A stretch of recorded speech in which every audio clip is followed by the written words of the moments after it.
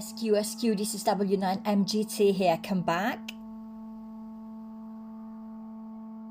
SQ, this is W9MGT here, come back. This is at 10:44 and I have something to say.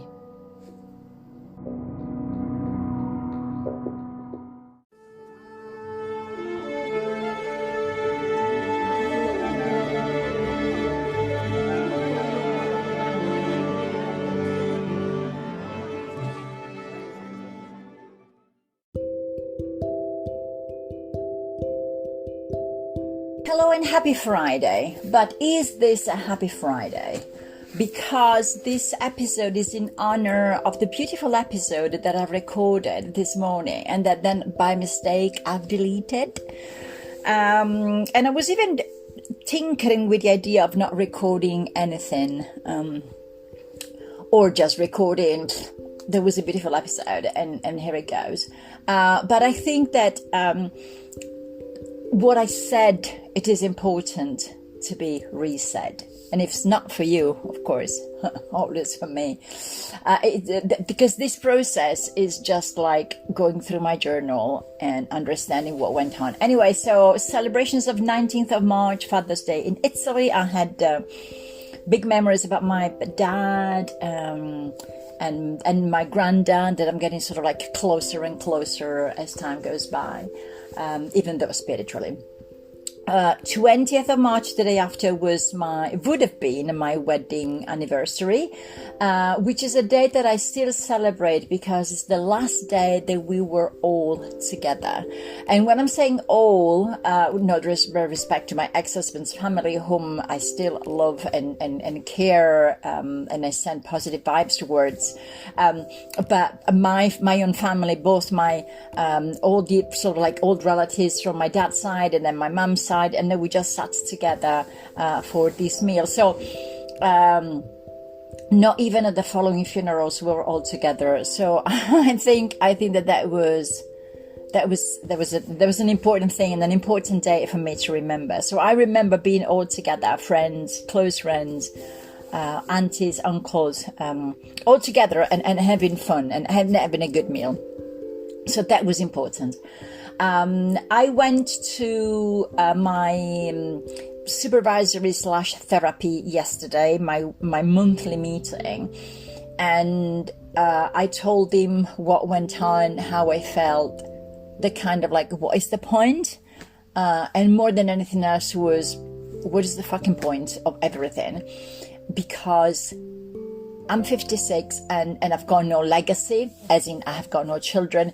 And I'm alone, so I think that sometimes all these things that I'm reading and studying and the knowledge that I have and the experience that I have, having all of this with this big energy that I feel inside me, with no outlet to let it out, is highly frustrating. And if I've got to think that I might live another 30 years and getting onto nothing, I find it particularly sad.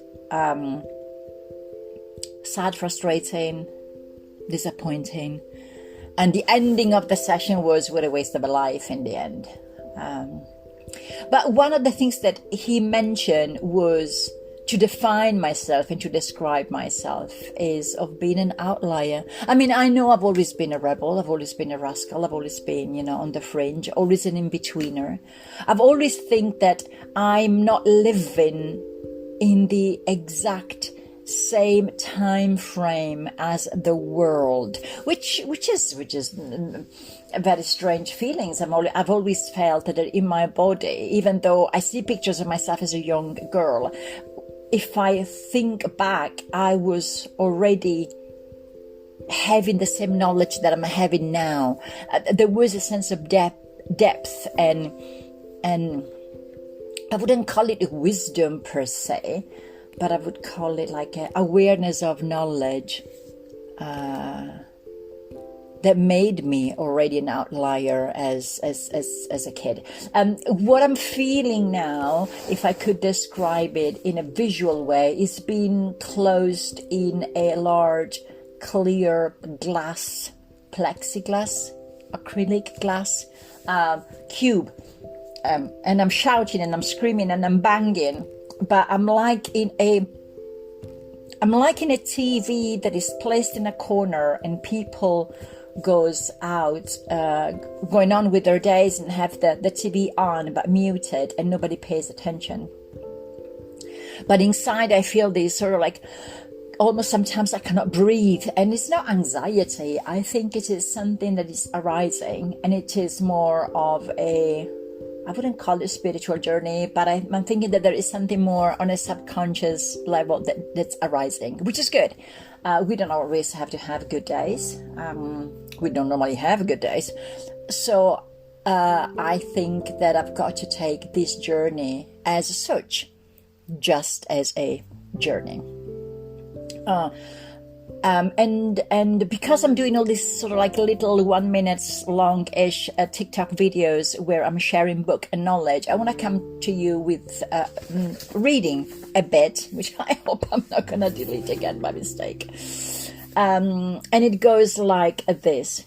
Whatever I say becomes your knowledge. You start clinging to it. You throw away your old idols and you replace them with new ones. But it is the same game played with new words, new ideas, new thoughts. Then how to negate knowledge? Not by other knowledge. Insight will burn your knowledge, and it will not be replaced by other knowledge. Then there is emptiness, shunyata. Then there is nothingness, because then there is no content, there is no undisturbed or undistorted truth. How do I drop it? Well, then you miss the point. If the how arises, then you missed. The how cannot arise because the how is asking for more knowledge. The how is asking for methods, for techniques, what should be done. Well, an insight is enough. It need not be helped by any effort. It's fire. It's more than enough to burn all knowledge that you carry within you. Just see the point. Listening to me. Go with me. Listening to me. Hold my hand and move into the spaces that I'm trying for you to move into. And see what I am saying. Don't argue. Don't say yes. Don't say no. Don't agree. Don't disagree. Just be with me in this moment. And suddenly the insight is there. If you are listening attentively, and by attention I don't mean concentration. By attention I simply mean you are listening with awareness, not with a dull mind. You are listening with intelligence, with aliveness, with openness. You are here now with me. That's what I mean by attention. You are nowhere else. You are not comparing in the mind what I'm saying with your old thoughts. You are not comparing at all. You are not judging.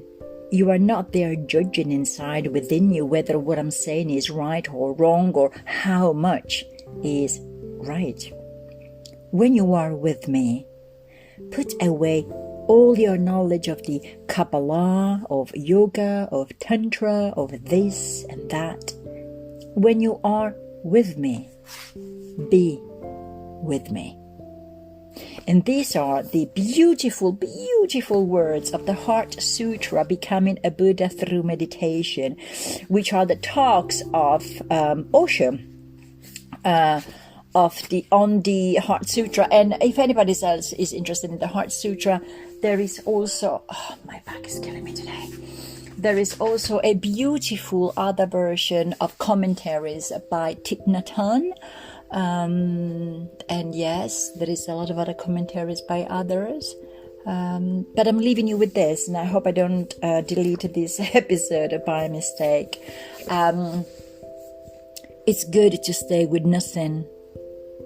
And maybe a lot of the questionings that I'm looking for, a lot of the crutches that sometimes I'm still looking for, like the perfect mantra, the perfect practice, the perfect morning routine, or to sustain me and support me. There is a voice within me that says, just drop everything. You don't need anything to remember who you are. So there we have it, and I shall speak to you next Friday, and have a lovely week. Ciao!